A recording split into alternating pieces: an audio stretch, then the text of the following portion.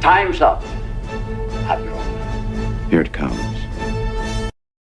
Chevron 1, coded. For my ally is the Force, and the powerful ally it is. Life creates it, makes it grow. You failed, Your Highness. I am a Jedi, like my father before me.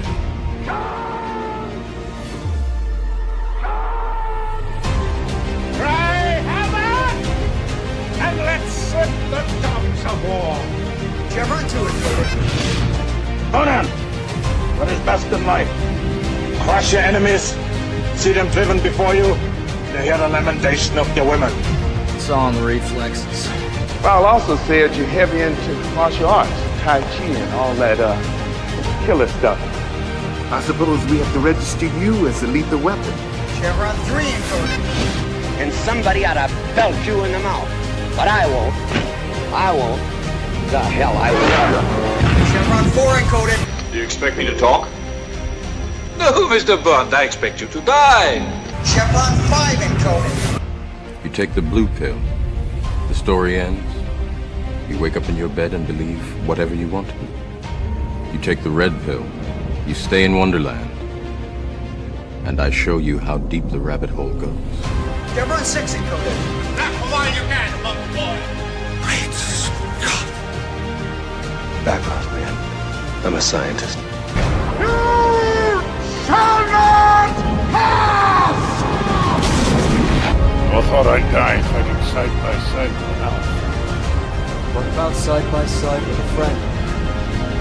A day may come when the courage of men fails, when we forsake our friends and break all bonds of fellowship. But it is not this day.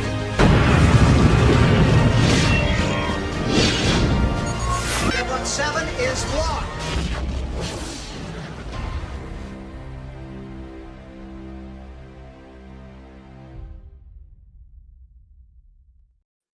Hail and howdy, everybody. Welcome back to Saturday afternoon drive-in, because we're a little earlier today.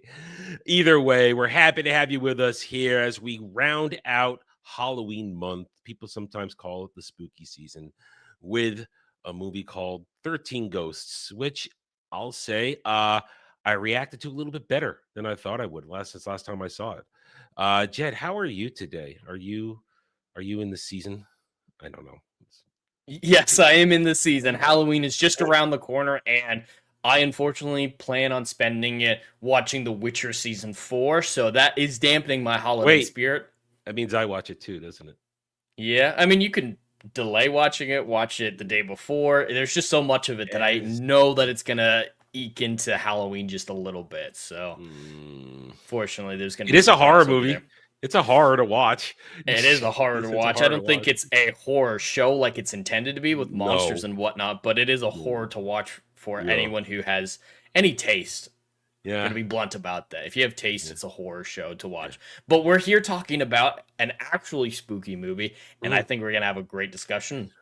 I mean, I thought, I'm going to be honest, I thought that I didn't remember it being as good as it was.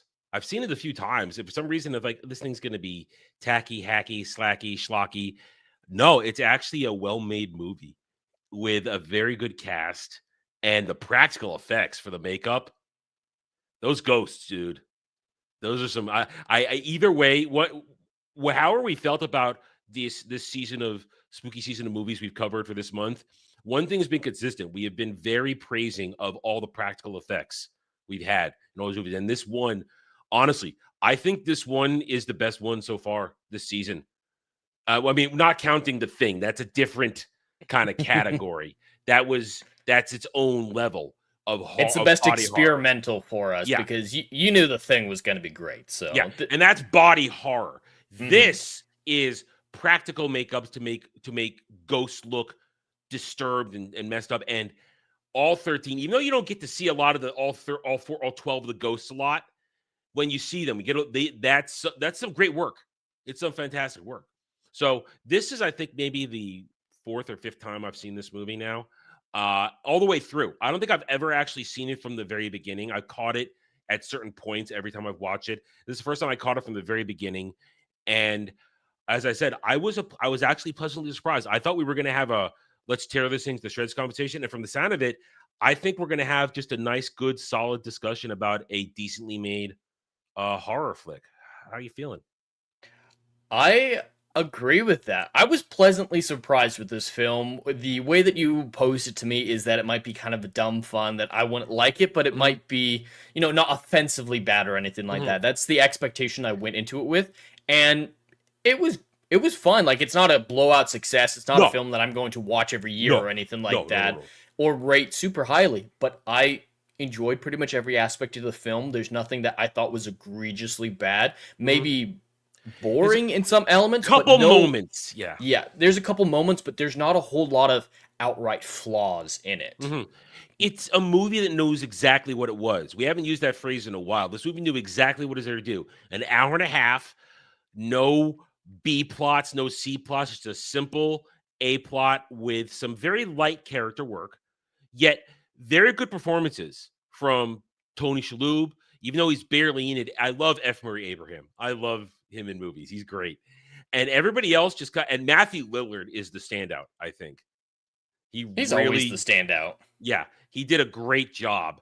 And out of everybody, he has, as small it is, he has an actual character development arc from the movie, which gets some really good, if not predictable, payoff, considering the buildup. And of course, they actually did veer away from the stereotype. The black lady doesn't die. She actually inadvertently saves everybody by record skipping when she's playing with the dials, which is a little hokey, but it's pulled off very well. So what we have here, this is 13 Ghosts. What was the year? 2001. 2001, starring Tony Shalhoub, F. Murray Abraham, Shannon Elizabeth, off being hot in American Pie. So that's what she was there for eye candy, but not to take her titties out. That was left to the ghost with the very bouncy mauled fake titties. It was clearly a prosthetic. It was obvious, yeah. Unfortunately. But it's basically what you have here is a simple, slight horror movie. There's a few jump scares here and there, but it's mostly for them, not for us. I mean, I didn't go at any point when I watched it. But we have a man, Tony Shalhoub, a math teacher who suffered a tragedy where his house caught on fire. And I'm going to ask you a question about that. Now, once you understand how the movie plays out, I'm going to ask you a question. I think I can predict the question. Yeah, they don't actually touch on it, but with the evidence of the movie, I think yes, but I'll wait to ask the question when we get that. So a fire, he has a tragedy at his home where there's a fire and the home burns down. And at one point, because when they're all trying to escape, his wife gets left in there and gets critically burned and then dies while in the hospital. So he is suffering, essentially, he's a broken man. He's a broken man, not a strong man. That's the thing. And that's the interesting thing that Tony Shalhoub, what he does very well, when Tony Shalhoub could do it, he can play a broken man very well. Just go watch Monk. That's 5 seasons of a broken man. But you have Tony Shalhoub, and he got his 2 kids. One played by Shannon Elizabeth, who she's probably the weakest part of this movie. Yeah. Her character, I think both kids are pretty weak. The kid is the son is annoying as fuck. That child actor is annoying as fuck, but he's not. Once you get into the meat of the movie, they kind of get removed in the beginning of the second act, which is good.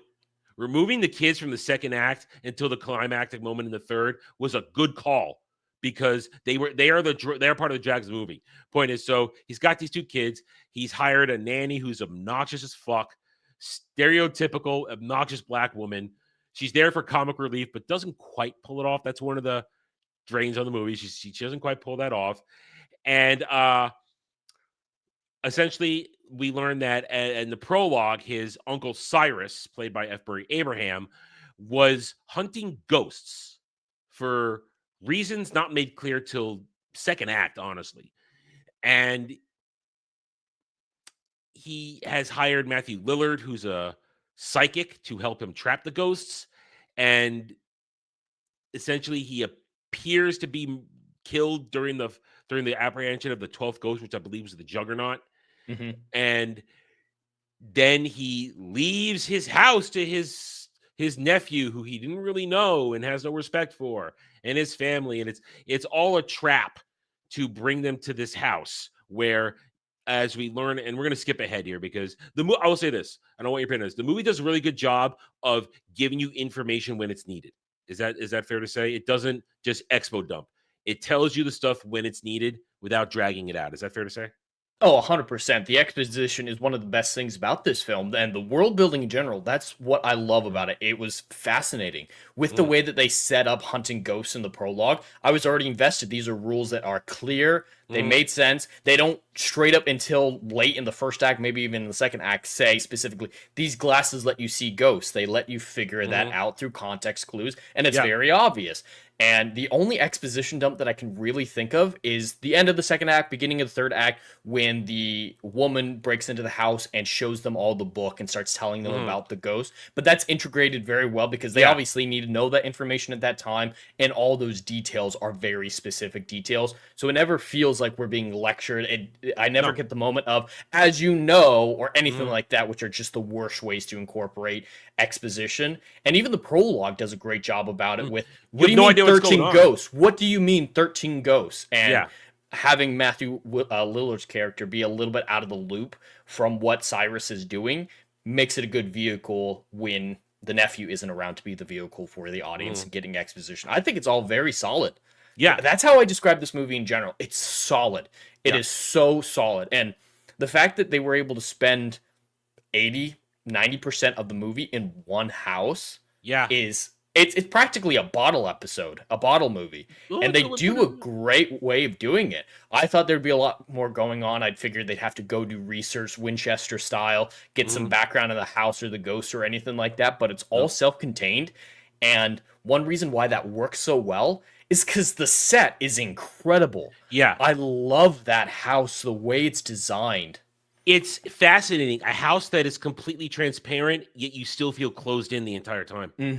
Claustrophobic transparency is a hard thing to get right. And while you're speaking of exposition, there were so many times that we just got camera shots of exposition. We got camera shots of what the house was doing in response to different actions. And they did a great way of showing, hey, this action triggered this event. And without any dialogue, without anyone saying, hey, it's kind of weird that the floor started spinning right there in that way. They just showed like when the lawyer picks up the bag of money, you see the pedal rise up and gears start turning, and they cut to what else it's doing. It's very organic. It gives you a bird's eye view of the whole situation. So, which is always a difficult thing. Sometimes I lose suspense of a situation if I know why a character's in danger, but they don't know it themselves. And other times the opposite is true, where you're like, oh my God, it's coming. I've got to watch out for that. And this film balances that in a way that is uncommon. So, like I said, I thought this movie was so solid. Yeah, and it's solid for, like you said, and that's why I brought it up, because I knew you'd have an excellent breakdown of how the exposition properly fills you in on these moments. Okay, now you've made it clear that this house is something weird. It's got the writing, the transparency, yet the words are kind of what makes you, the spell script is what makes you feel closed in. And then of course you see the house the walls are moving, it's shutting things down. But at the same time, you get to the point where the chick, and with the exposition tied in nicely, her exposition is also the trap, because the other ghost hunter girl who comes in with a book pretending to save, she's in on it. It's a good twist. You don't, which I do like that, because it fills in a plot hole for me, but it also creates another one. So I am a little torn, to be honest. But the fact that she got into the house, where she's just like, oh yeah, there was an opening in the wall while it was moving, and I slipped in. Yeah. That made me feel a lot better about that, because like, what do you mean the window opened for a few seconds? Yeah, and that was bothering me, but they explained it. Yeah, she was there the whole time. She was part of the plot. But the fact that she's there to explain that this whole house is a demonic machine meant to give whoever manages to get this devil's zodiac, as they put it, this black zodiac, put it together to allow them to see everything. It's an past, present, and future. Yeah. And the only thing that I think is left out is why does Cyrus want to do it, except to do it? Because he's clear. They call him a genius with money, so it's not like he's poor. Yeah. Does he want to conquer the world? That would be a little too obvious, but just a little bit more, yeah. It loses the points when he's on screen. F. Murray Abraham is brilliant as just son of a bitch. It's fantastic. I was disappointed when he died in the prologue. I was already invested in his character, so I was very happy when he came back. But the problem is, we don't get enough of Cyrus. We don't know his full motivation. That's where it loses a little bit of the points here. As a villain, as the actual villain, because the ghosts aren't villains. No, they're victims. They're victims too, even though the jackal is a crazy creature that's clawing up both Shannon Elizabeth and clawing up. And the Juggernaut was a serial killer, killed 9 people while he was alive and 40 while he was dead. So I shouldn't have sympathy for them. Yeah, no sympathy, but they're at this point they're natural disasters. And they're uncontrollable and unpredictable. And I really do like how it ends, though. We'll get to that in a little bit, though. But F. Murray Abraham is our villain, but we don't get the full scope of his villainy outside of how bad he is. The only thing we understand is how bad he is, how he'll manipulate everybody and use everybody to his ends. He kills his accomplice, who clearly he had a sexual relationship with. He was clearly doing her, and he ends up using her and crushing her within the house, which, again, well done prosthetics. And the prosthetics, I don't like how that actual twist is handled, though. That's what I was mentioning before, is it just feels like her entire character changes on a dime, and she's like, oh my God, I love you. Oh my God, I've done everything for you. Oh my God. It's not enough buildup. Not enough. Exactly. We don't know how. We don't know how or why he has such a hold on her. And what she gets out of it. Yeah. Outside of, I guess, I mean, there are many things she could get out of it. The access to his knowledge, the access to everything he has, twisted love. We don't know. This is where these are the failing of this movie are the thin threads of the character relationships. And it's held up in the most part by great performances by Tony Shalhoub and Matthew Lillard, where they have their time together. They hold it up, but then you realize it's still, everything else is pretty thin. And again, the movie is saving that when the kids are removed, because Shannon Elizabeth's daughter, it's a really, even though it's a great aesthetic scene where the basically naked ghost chick, I forget what they called her, the princess. Is the princess thing. The princess, when the princess takes over the bathroom, and Shannon Elizabeth scene. It's a great scene, but she spends too much time doing the same thing. Oh yeah, she repeats the motion, the slow-mo with the water being put on her face. It's as though they didn't know what to do with her in that scene until she goes to the shower. So the princess was great in that scene. I could see emoting beneath all those prosthetics, and I started to feel for her. It's really what made me have sympathy for the ghosts as victims. She wasn't there. She could have aced Shannon Elizabeth there, but she just wanted to be left alone in the bathroom. That was her domain, and Shannon Elizabeth almost triggers her to react by getting into the tub, but then Tony Shalhoub shows up and pulls her out of it. But see, it's a great scene, but the small problem is because you have characters you don't know what to do with. The kids are there for a reason. They're there as the impetus to try and make Tony Shalhoub's character be the 13th ghost. That's their existence for the movie. That, and also when the little kid, the son, gets lost in the basement, to hear the mom's voice through the radio, and you don't realize, first you think, oh man, has she been haunting them this entire time? No, we get the reveal that she's one of the ghosts, the scarred widowed lover, and we learn again through proper information dumping in order to spur Tony Shalhoub to be the 13th ghost that Cyrus killed her in the hospital. She might have lived. So then I ask this question though. Do you think Cyrus set the fire in the house? I do. I think he's way too well practiced, way too thoughtful, and he planned out everything. You can't build a house like this that is so meticulously designed with clockwork machines timing down to the exact moment, a lot of these things, without being a master planner. So I don't think he would leave anything like that to fate, because unlike a lot of the other ghosts, this ghost's creation was pivotal to its role in the machine. The 13th ghost was the only one where the scenario mattered just as much as the type of person they were, because all the other ones, it's just the type of person that they are, and then they're a ghost. But with jilted lover, whatever, the fallen lover, it had to be lost love, longing love, and the scenario of that is difficult to find organically, I think. So Yeah. I fully believe that he planned it out. He I did too. recognized the love that his nephew had for his wife and realized he could take advantage of it. Planned the fire. She didn't die. Went and finished the job. Because a fire, you're not going to be able to control enough to make sure the right person dies. But afterwards, you put the pieces where they need to go. So Yeah. I see him as way too well planned to respond to that's it. Like, I don't think he just got a phone call. It's like, hey, your nephew's wife is in the hospital. Yeah. Ooh, I can take advantage of this. Let me run down there and kill her real quick. No, I fully believe that he was prepared for it. But it doesn't say, because it doesn't matter, and there's not an organic way necessarily for the characters to have figured that out with how he dies. Excellent so way to put that. That's a brilliant way to put that. There is no organic way to lead them to the conversation. You set the fire, because there's no time.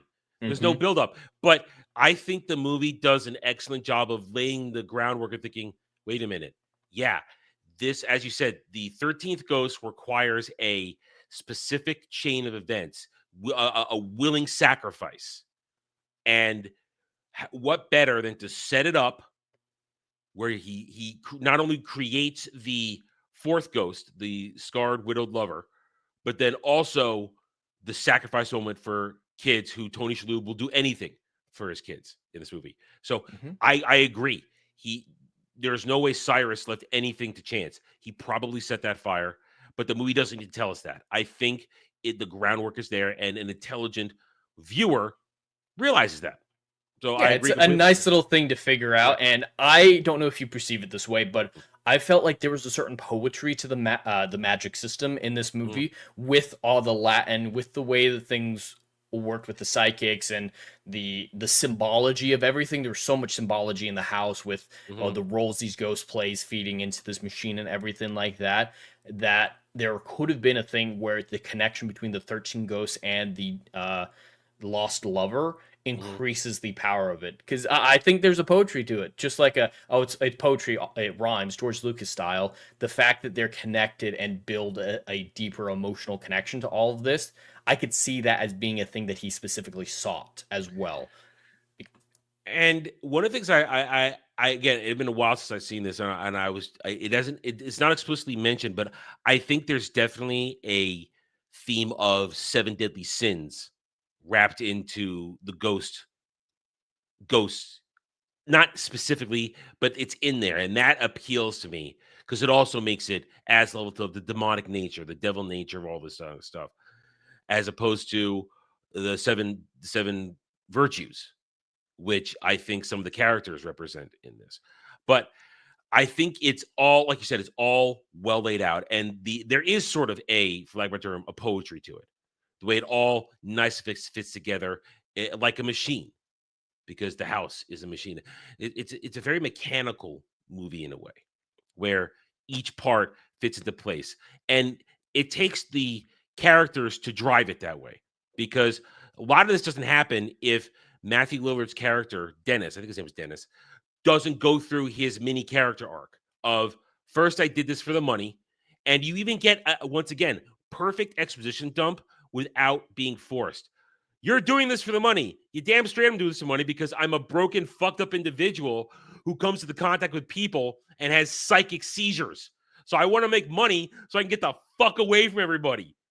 It's exposition. They showed all that beforehand with him trying to take drugs at the very beginning and having them knocked out of his hands. Every time he touches someone, he starts seizing. He's my favorite character of the movie because he's the most fascinating. There is no heroes. There are no heroes in this movie. The dad's the closest one, but like you said at the beginning, he's a broken individual. And Matthew Lillard, he's just cursed with this gift and trying to find a way to live with it. And he's broken too. He's crying half the movie. And yeah, I found his character fascinating. I want to know more about what made him a psychic. Is this a normal thing in the universe? Is this rare? Does it apply to other things other than just ghosts and reliving people's trauma? Like they integrate it in such a fascinating way that I want more.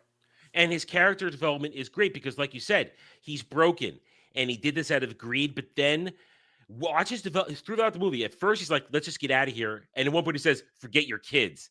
Let's get out of here. But then he's in this brief time that they're all there, he has a change of heart because he realizes that he helped destroy this family. He helped because he was around when they captured the fourth ghost. He didn't know that it was the wife. So he feels actual literal remorse and guilt over this. So then he realizes, okay, I have to make this right. And then he does what, for lack of a better term, even though he said there are no real heroes, he does the ultimate sacrifice. He does a heroic move. When I love it when they take the window as a shield. It's They're intelligent characters with the knowledge that they have. Yeah. But then when he realizes, oh shit, we're trapped between the hammer and the juggernaut, the two most violent, three of the most violent ghosts there. Because a lot of the other, I would say at least 5 or 6 of the ghosts, they're not inherently violent. They're just there, trapped. Like the mother and the baby, mother and the son, the limbless one, the wife, the pilgrim. and the pilgrim, and also even the princess. She doesn't react until pushed and antagonized. She doesn't even kill the lawyer. I mean, she's walking creepily towards him, but he kills himself on accident. Yeah, he gets caught in the glass when goes like that, which is a wild moment from a prosthetic standpoint. Oh yeah, it's one of the few times where the prosthetic is visible, but it's still gory. It's excuse me. It's balanced by the gratuitous gore of it, which is on purpose. Point is though, but only the jackal, the hammer, and the juggernaut are the only violent ones there. They're the only violent poltergeists there.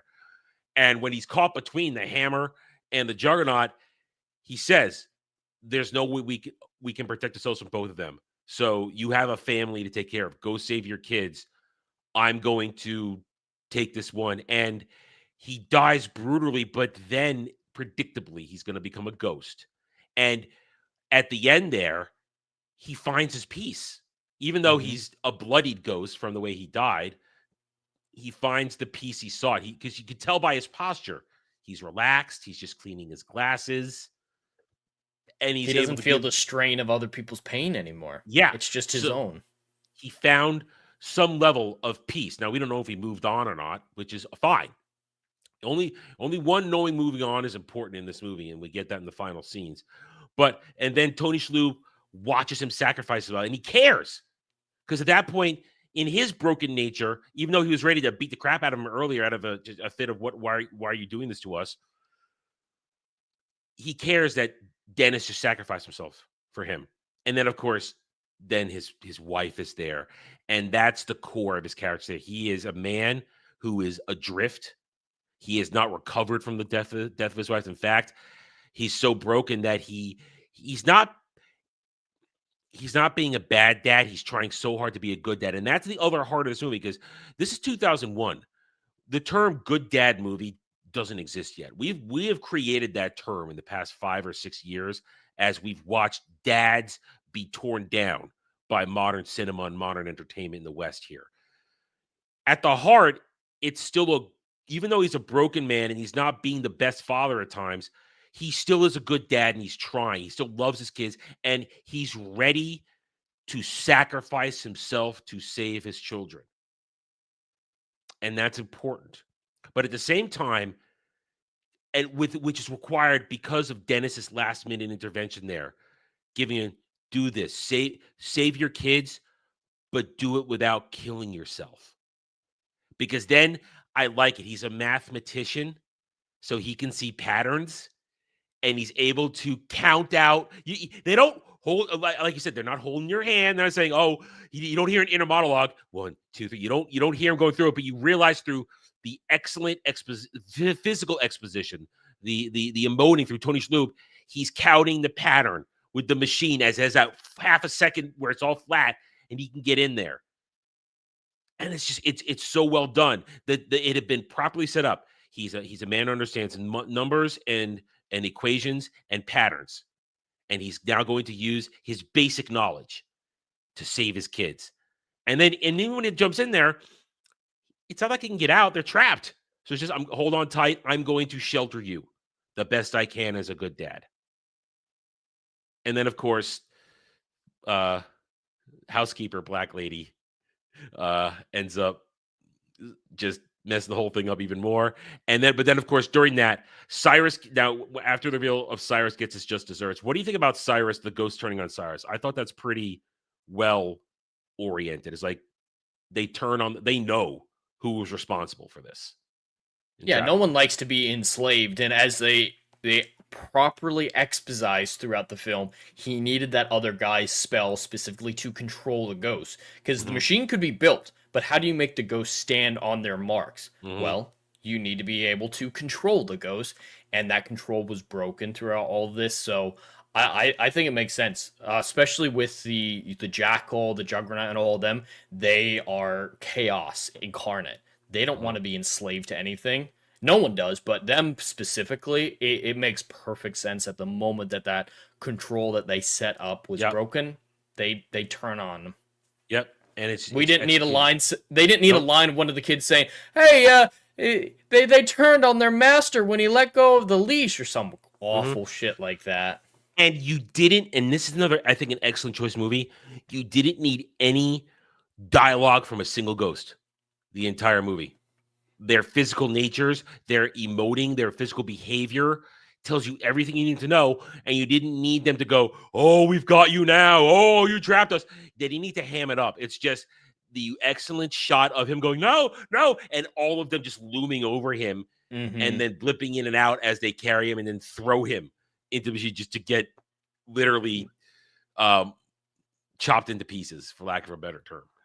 And they hadn't set up that the ghost could make sounds humans could hear at any point. Just with the glasses, you can see them. That was the rule they established. So if they talked at the end without any setup, that would have just been so jarring. But I like the idea where they're separate from our reality, and only through great anger or anything like that, a great effort, they can physically affect the real world a little bit, but they can't talk with it. They can't be seen by it without the additional aids. Maybe there's more technology that could make you hear a ghost, but yeah, I like the mysticism aspect of it where they're never quite there, and their voices would have changed that. And you said it earlier, the movie does a great job of setting up the rules of this world with the magic and the mysticism, the demonic stuff, all that kind of stuff, and it then executes it beautifully where until that final moment where they're all locked into place on the runes around the circle, they blip in and out. And it's just, it's a constant psychedelic type of thing where you can't really see these things if you don't have the glasses on. And even when you do, the glasses aren't perfect. Yeah, they still blip in and out. So I think the entire world building of this, like you said, is executed tightly. It doesn't. It's such a short amount of time. The movie's not a long movie. Hour 35 minutes. We get so much from it. And I fully believe that there is a full universe out there of mysticism and magic. And it doesn't feel like something we talk about a lot. And like with Equilibrium, for example, we feel like the world outside of where these events are taking place doesn't exist. But with this one, it gave me more than enough to realize there are rules, there are other things going on, and it felt like a real three-dimensional, vivid place, which is difficult to do in an hour and a half. TV shows struggle with that. Yeah. And it comes off, and I think it is akin to the fact that the cast performed well, immensely well in some cases, like with Tony Shalhoub, Matthew Lillard, and when he was on screen, F. Murray Abraham. And then, like you said, the story's just locked in. It's not, there's no secondary, this is what, you know what's worse? There's a secondary agenda. This is just a movie about family, love, loss, coping, grief. But it's all wrapped up tightly within the narrative of the movie. And even at the end, with the final moments, the ghosts, when they're all free, 11 of the 12, they flip back in. They just leave, they see them walking away and then poof, they're gone. But then you see that the wife is healed because she's set free and she's ready to pass on. And at the same time, that's the closure that family needed. So they could see her one more time to hear her say, "I love you." She's the only one that has a voice. She is the only ghost that has a voice. And they only hear it when it comes through the radio. And at the end there, when she says, "I love you guys so much," and they say, "We love you too," and then and that's the closure they needed. And then the movie ends on a joke. But that's fine, because I think that's hard because one, I think they did it on purpose. Look, the black person didn't die. One. Also, she had no story arc. She was just there. She was just there to have her be there. But to have her be like, that's it, I'm done these crazy white people, I'm out of here, I'm going home to wherever I came from. And then it just ends. And I think it's a good way just to end the movie. We don't need a happy epilogue or anything like that. We just know that these people have, we got enough to know they've mentally healed from the trauma, the grief of their mother and wife passing. And Tony Shalhoub, with that, has reaffirmed that he wants to just be a good dad. He's not going to sacrifice his life because then he can't leave his kids by themselves. And the kids don't need an arc because we don't even know how old Shannon Elizabeth is as a character in this. We assume she's college age. That's what I assume because she's at least 18, 20. But, you know, they're troubled. So she has to stay there to help out. But it's a modern movie would have had a romance between her and Matthew Lillard's character crammed in there. Yeah. Or a storyline with the babysitter somehow having personal problems as well. Yeah. But this movie knew it needed to be tight, and it kept to that. And I like the idea of the nanny, the way that she's integrated in her small way, because Cyrus could never have predicted that she would have come with them. She was never part of his plan. She's not incentive for the 13th Ghost. Wow. She's not the 13th Ghost. They win because Cyrus failed to predict that people would care for I didn't things realize other than that. familiar bonds or romantic bonds or anything like that. He didn't predict that this lady would be like, dude, you got a house? I want to see that house. That emotion is what brought Cyrus down. Dude, I didn't realize that. Good find. I didn't realize that her X factor was what, I mean, we talked about it, that she's the one that after she got knocked out by other hunter chick, they left her there. They forgot about her because she wasn't part of the plan. And when forgotten about, she's the one that screws it all up by messing with the spell casting recording. And that's what dude, excellent grab. I totally missed that. Excellent grab. You know, I think she's the only reason that they won. The only reason Cyrus didn't win. And I fully see it as Cyrus. He's not good with humans. He's not good with personal relationships. And he understands clearly familiar bonds and romantic bonds enough to manipulate people because they're things that people talk about. But he's never going to predict a friend just being like, yo, that's cool. I want to go too. Yeah. And because we already saw it, in the confrontation between Tony Shalhoub and Efren Abraham, he beats the crap. Tony Shalhoub tries to fight, but he's a mathematician. He's not a fighter. Even juiced by righteous dad energy, Efren Abraham, he's a killer.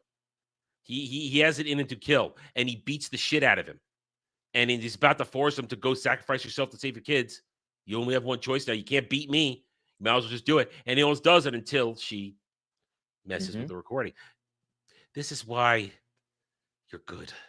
You got it. I missed it. It didn't click. It did not click. It's a well set up, it's subtle, well set up reason that a villain failed. It doesn't feel contrived.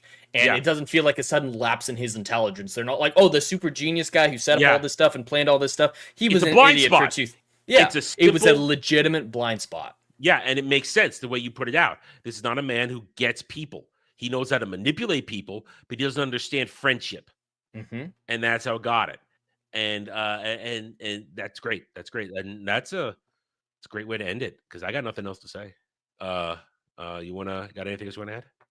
There's one last thing I want to highlight before we get into final thoughts and scoring is near the beginning of the film, right after the prologue, when we're introduced to Tony's character, we get this beautiful one shot.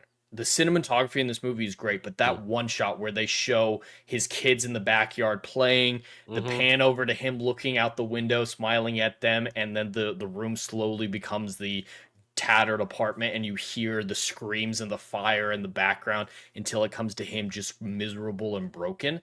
I couldn't tell the cuts in that. I don't know if it's multiple takes that they stitched together. It was seamless. And they might have done it in camera, which is absolutely insane. So that shot, that was the moment where I'm like, all right, I like this movie. I want to know where it goes. And that's the moment that got me invested because I saw real talent. I mean, the prologue had some interesting stuff. I'm like, all right, this world building is interesting with the cages and the sidekicks and all of that stuff. And they got me curious about the world building. But that moment is when I realized talented people made this movie, so it's probably going to be a good movie. Yep. And I don't know if you noticed that one shot, but that one shot immediately impressed me. Oh, I noticed it. Not, I just don't. I don't look at it the same way you do. I recognize that's a very well done shot to go from serenity to sorrow. And just from a writing standpoint, like the exposition in there, getting that the wife died in a fire, all through contextual voiceover work. Yeah. I thought it was phenomenal. Again, I don't know if it was done with multiple cuts stitched together or in one take, but either way, it was very well done. Yeah, I agree. And that's the thing. This is I guess to go into my my final thoughts. As you said earlier, I agree that this is a movie with very few flaws. It's a tight hour, 35 minutes, hour and a half, well cast, well acted, amazing prosthetics on the ghosts, and solid world building with only a few minor problems. Like I said, we don't know Cyrus's full villainous design. I mean, of course, you can infer because of who he is to see the past, present, future. He would use that for ill deeds, but why? Why? It's a little thing. Because it's a short movie with so little time. Like you said, certain character relationships are left by the wayside, especially on the villain side. But there's enough there with the arc of Dennis, Matthew Lillard's character, and Tony Shalhoub's character that they go through these mini arcs, and the movie properly understood. Let's get the kids out of there. They're taking time away from the more important characters. They're there as a prop anyway to spur him forward. Either way, it's a movie that tightly deals with the ideas of sorrow, grief, loss, how you deal with it, but also true love. And when I say true love, I don't just mean for a partner, but for your children. Unrequited, self-sacrifice love. And then, of course, redemption, because Dennis finds redemption for what he does.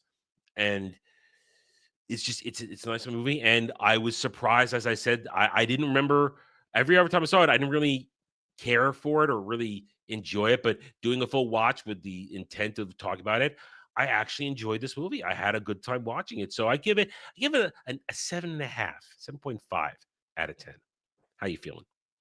Well, I really like this movie. Like I said at the beginning, I went into this with relatively negative expectations. I wasn't my fault. I'd enjoy. It was my fault. I painted it inaccurately.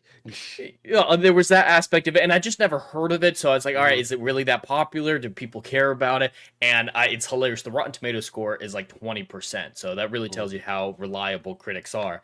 But yeah, this movie is just so solid. There are things that could have been explained better, like the villain arcs and everything like that. There was more information that we could have used, but there's nothing that I would really call a plot hole or a flaw. Like all those things, Cyrus's story still makes sense without his motivations. Yeah. It's not a plot hole that his motivation wasn't included, but it would have improved the quality of the movie. This is just a solid, good movie that you won't waste your time watching. I will gladly rewatch it. It's not going to be a regular thing or anything like that. This isn't going to be an Alien situation where it's one of my new favorite movies, but it's a movie that I will remember fondly. And there's so much talent in it from the cast. I don't know the main character as well as you from other things like Monk. I mainly know him from Spy Kids, which is a very different role to this one. Tony Shalhoub is a massively talented actor. He really got his major start on the show Wings, playing a cab driver, a foreigner cab driver. But he has range, he has depth. So I enjoy Tony Shalhoub as an actor, very versatile. So he's one of the things that makes me interested in this movie. And like you said, this is a movie that if it's on, you're not going to turn it off if you find it on. No. You'll leave it on. Yeah. And so he's impressed me. I never really knew or thought much of him beyond the Spy Kids movies. So he really impressed me. Matthew Lillard, I've never seen the Scooby-Doo movies. I've actually only ever seen him in Five Nights at Freddy's. And he was briefly in that. So I've never really seen him at his heights. And this was a great performance. This makes me invested in him as an actor. And everybody else did a good enough job. So this movie, it's just packed with talented people doing good basic things. They nailed all the basic stuff. So I have to give this movie a 6.5 out of 10. It's fair. That is fair. All right.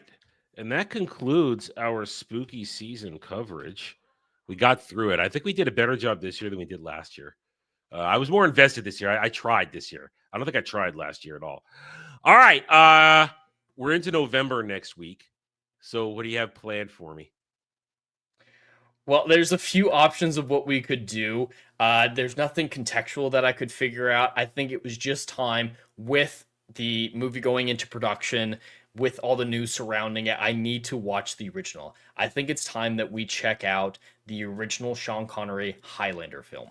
Ooh, I got it right there. You got to watch the director's cut. Director's cut. Okay. Let me see. What I got right here is I've got the 30th anniversary edition. Now this is director's cut. Now here's the thing. You got to understand, Highlander.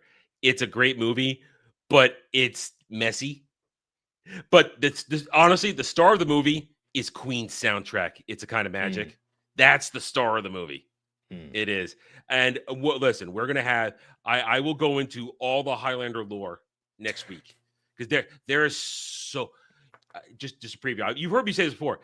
This is a messy franchise. It's got 5 different timelines, and they all start here, and none of them are.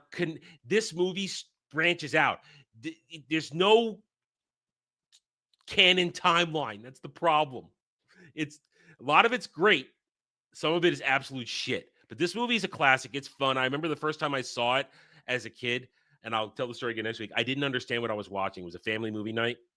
I didn't understand that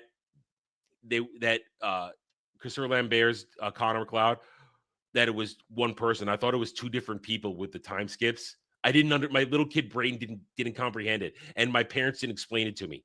So I had to get it. But you got Clancy Brown, Sean Connery as a Scottish Egyptian. It's fantastic. It's glorious. But I think we'll have a good discussion. I don't know if you're gonna love it, but we're gonna have a fun discussion. I do love the Highlander franchise.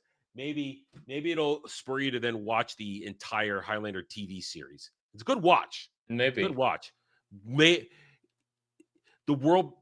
I'll save it now. Anyway. I just want good Scottish content besides Braveheart. Christopher Lambert, actually, you wouldn't know he's a Frenchman because he does pull off the Scottish accent decently in the first part of the movie. By the end of the movie, but modern Connor, his accent's all muddled, but it's not done on purpose. Anyway, all right, guys. So next week, Highlander. Thank you, everybody, for joining us today. We hope you had a good time. A little earlier, we'll be back next week at 6 p.m. Eastern. Until then, take it easy. Have a good rest of your afternoon and evening. Goodbye, everybody.